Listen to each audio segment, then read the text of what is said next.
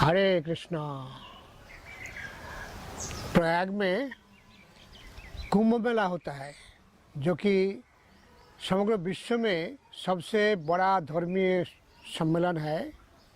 जैसे पिछले 2013 का कुंभ मेला में 12.5 करोड़ लोग स्नान किए थे और जो प्रधान स्नान तिथि थे उसमें 3.5 करोड़ लोग स्नान किए।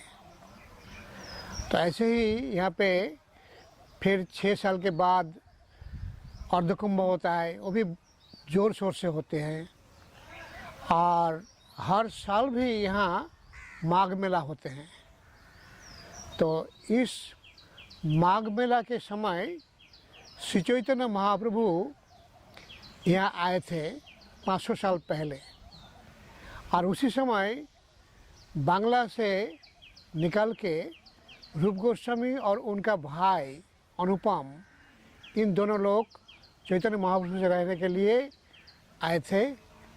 और उस समय रूप गोस्वामी देखा कि चैतन्य महाप्रभु के आसपास में हजारों लोगों का भीड़ है, तो उस दिन उनके पास पहुंच नहीं सके।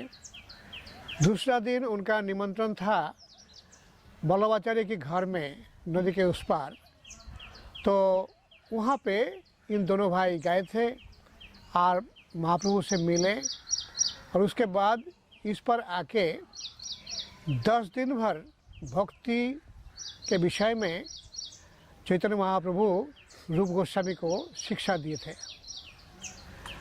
और उसी शिक्षा के आधार पर वर्तमान वैष्णव संस्कृति चल रहा है। हम सब रूपानुग वैष्णव है, और उस रूप गोस्वामी का शिक्षा हुआ था प्रयाग में। तो इसलिए प्रयाग हमारे लिए बहुत ही महत्वपूर्ण है।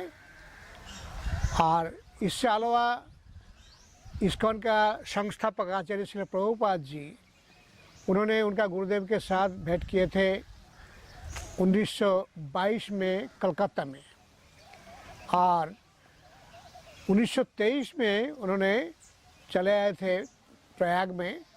आके उन्होंने प्रयाग फार्मेसी शुरू किए, और उसके बाद उन्होंने 13 साल भर प्रयाग में रहे थे। और उसी समय उनका दीक्षा भी हुआ था। श्री भक्ति सिद्धांत सरस्वती ठाकुर इधर आए थे, और गौड़ीय मठ का भूमि पूजन के दिन उनका दीक्षा हुआ था।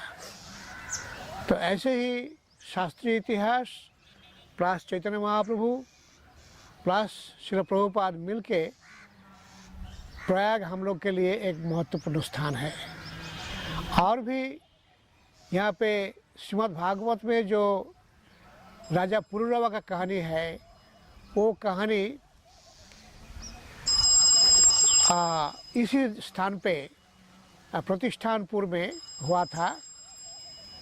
तो राजा पुरुरवा की कहानी आप हो सकता है जानते हैं कि राजा पुरुरवा बहुत ही शक्तिशाली राजा थे, और उनके विषय में स्वर्गीय अप्सरा उर्वशी जी सुन के आकर्षित हो गई थी, और उन्होंने आके उनके साथ रहे थे लंबा समय। और उसके बाद उन्होंने वापस चले गए, क्योंकि इंद्रदेव देखा कि उर्वशी स्वर्ग में नहीं है, तो उनको वापस ले जाने के लिए दूत भेजे थे। ये लंबा कहानी है। और भी जो मृगारी का कहानी, वो भी इधर ही हुआ था। मृगारी मतलब जो जानवर चिड़िया सब मार के, आधा मार के रख देते थे, और जो छटपटाते थे तो उसका आनंद होता था। तो एक बार नारद मुनि आके देखा ये स्थिति, और उनका मन में एक दया हुआ। उन्होंने उस वैद्य को बोला कि आप ऐसा मत करिए, इससे ज़्यादा कष्ट होता है।